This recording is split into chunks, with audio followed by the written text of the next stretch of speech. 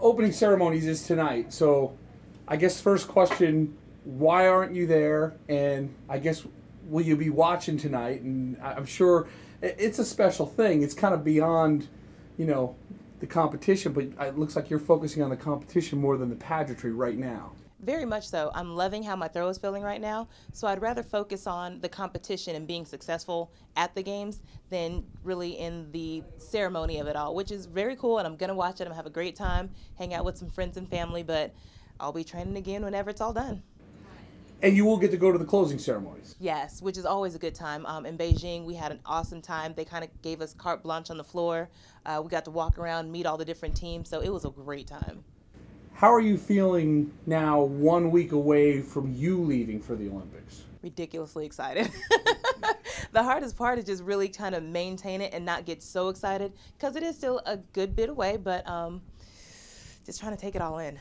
The difference this time, Beijing was your first experience and you had to go through it all. There has to be some kind of advantage to having gone through the Olympic experience once. And what will you have learned from Beijing that you can apply to London as far as just the logistics of getting ready to compete?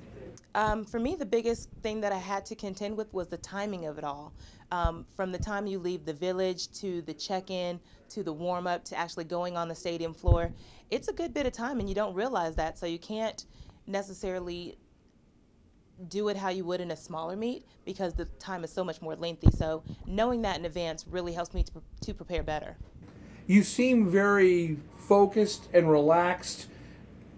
You could have scenarios where the family's asking all these things. It seems like you have this machine ready to go, and all you got to do now is get ready for that first throw a week from Wednesday. Yeah, I mean, I have an awesome family. They love me. They support me.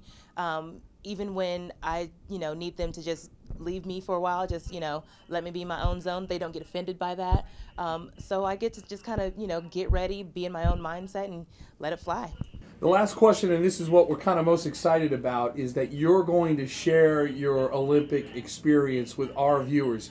Just give us a little taste of what you're going to bring on a daily basis when you arrive in London, and what you're going to be able to share with the people back here who are going to be following you. Well, it's going to be the behind the scenes of it all. Life in the village, the thing that we get to see like at the USA House. A lot of things that I don't think other people will have the experience from the outside looking in. So getting the athlete's point of view, talking to different athletes from different sports, and just seeing things from the athlete's perspective.